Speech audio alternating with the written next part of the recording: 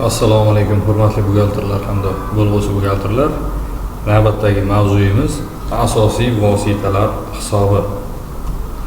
Asosiy vositalar tashkilotning uzoq muddat davomida xo'jalik faoliyatini yuritishda, mahsulot ishlab chiqarish, ishlarni bajarish yoki xizmatlar ko'rsatish jarayonida yoxud ma'muriy va ijtimoiy madaniy vazifalarni bajarish jarayonida foydalaniladigan, shuningdek ijaraga berish mumkin bo'lgan moddiy aktivlardir. Asosiy vositalardan foydalanish davrida ular eskiradi va uning qoldiq qiymati kamayadi. Asosiy vositalarning jismoniy va texnik iqtisodiy sifati yo'qolishining puldagi ifodasi eskirish deyiladi. Asosiy vositalar quyidagi mezonlardan biriga ham javob berish kerak. Ya'ni xizmat muddati 1 yildan ortiq va bir birlik to'plam uchun bazaviy hisoblash miqdorining 50 baravaridan ortiq qiymat bo'lishi kerak. Boshlang'ich qiymat.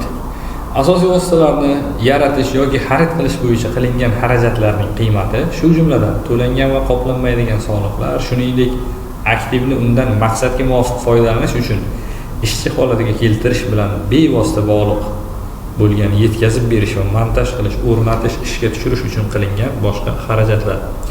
Ya'ni siz bitta asosiy vosita xarid qildingiz deylik, 5 million so'mga konditsioner xarid qildingiz. Konditsioner olib kelganingiz bilan u darrov ishga tushmaydi. Shuning uchun bu qo'shimcha xarajatlar talab qiladi. Ya'ni dastavka xarajati bo'lishi mumkin, o'rnatish xarajati bo'lishi mumkin va boshqa xarajatlar. Konditsionerning xarid qilingan summasiga uni ishga tushgungacha ketgan xarajatlarni qo'shilmasi boshlang'ich qiymatni tashkil etadi. Asosiy vositalarning boshlang'ich qiymati, xarid qilish qiymati hamda asosiy vositalarni xarid qilish bilan bog'liq barcha xarajatlarni o'z ichiga oladi. Asosiy vositalarni xarid qilish bilan bog'liq xarajatlarga quyidagilar kiradi. Ro'yxatga olish yig'imlari, davlat bojlari va asosiy vositalarga bo'lgan huquqni xarid qilish bo'yicha amalga oshirilgan boshqa shunga o'xshash to'lovlar. Bojxona bojlari va yig'imlari, asosiy vositalarni xarid qilish munosabati bilan soliqlar va yig'imlar summalari agar ular qoplanmasa, asosiy vositalarni xarid qilish bilan bog'liq axborot va maslahat xizmatlari uchun to'lanadigan summalar, asosiy vositalarni yetkazib berish xatarini sug'urtalash bo'yicha xarajatlar, asosiy vositalar vositachilar orqali olinganda ularga to'lanadigan mukofotlar, asosiy vositalar obyektini sotgan vositachilarga to'lanadigan haqlar, asosiy vositalarni o'rnatish, montaj qilish, sozlash va ishga tushirish xarajatlari, aktivdan maqsadga muvofiq foydalanish uchun uni ishchi holatga keltirish bilan bevosita bog'liq bo'lgan boshqa xarajatlar. Haqqoniy qiymat. Baholash sanasida bozor ishtirokchilari o'rtasidagi odatdagi operatsiyada aktivni sotishdan olinishi yoki majburiyatni o'tkazish uchun to'lanishi mumkin bo'lgan narx. Bu ya'ni bozor qiymati. Foydali xizmat muddati. Asosiy vositalarning tashkilot tomonidan foydalaniladigan vaqt davri yoki ushbu aktivdan foydalanishdan olinishi kutilayotgan mahsulot miqdori. Tugatish qiymati. Asosiy vositalarning chiqib ketishi bo'yicha kutilayotgan xarajatlarni chegirgan holda kutilayotgan foydali xizmat muddati oxirida asosiy vositalarni tugatish chog'ida olinadigan aktivlarning kutilayotgan summasi. Tugatish qiymati. Buni odatda ma'lumotlarni yoritib berish maqsadida ishlatiladi. Ya'ni bir stanok oldingiz 100 million so'mga. Uni foydali xizmat muddati 5 yil deb faraz qilaylik. Siz 2 yildan keyin o'sha stanokni sotib turib, o'rniga yangisini olmoqchisiz yoki da boshqa ish qilmoqchisiz. Shu 2 yildan keyin sotishingizni ko'rsatib berish qiymati ham deyiladi. 100 million so'mlik asosiy vositangiz 5 yil mobaynida foydalansangiz, har yiliga 20 million so'mdan eskiradigan bo'lsa, 2 yil ishlatganingizdan so'ng u 40 million so'mga eskiradi va asosiy vositaning qoldiq qiymati 60 million so'mni tashkil qiladi. Ana shu tugatish qiymati 60 million so'm bo'ladi. Siz 60 million so'mlik qiymati qolgandan so'ng uni sotmoqchisiz yoki da almashtirmoqchisiz. Shu ma'lumotni yoritib berish uchun ishlatiladi. Amortizatsiyalanadigan qiymat. Asosiy vositaning boshlang'ich yoki moliyaviy hisobotda o'rnini bosuvchi boshqa qiymatdan tugatish qiymatining chegirilishi natijasida aniqlanadigan qiymat. Ya'ni siz 100 million so'mga asosiy vosita xarid qildingiz, uning foydali xizmat muddati 5 yil, tugatish qiymati mavjud emas. Demak, amortizatsiyalanadigan qiymat boshlang'ich qiymat bo'lib hisoblanadi. Amortizatsiya asosiy vositalarning amortizatsiyalanadigan qiymatini foydali xizmat muddati davomida tizimli taqsimlashdir. Ya'ni 100 million so'mga olingan asosiy vosita foydali xizmat muddati 5 yil bo'lsa, o'sha 100 million so'mni 5 yil mobaynida ishlab chiqarilayotgan mahsulot tannarxiga yoki davr xarajatiga muntazam taqsimlab borish tushuniladi. Qoldiq qiymat jamlangan amortizatsiya va qadrsizlanishdan ko'rilgan zararlar chegirib tashlangandan so'ng asosiy vositaning tan olinadigan summasi. Hali 100 million so'mga olingan asosiy vosita foydalilik xizmat muddati 5 yil, biz undan 2 yil davomida foydalandik. Ya'ni 40 million so'm eskirdi, 100 million so'm olingan boshlang'ich qiymati, boshlang'ich qiymatdan eskirgan qiymatni ayirganda 60 million so'm qoldiq qiymat shakllanadi. Asosiy vositalarning kelib tushishi.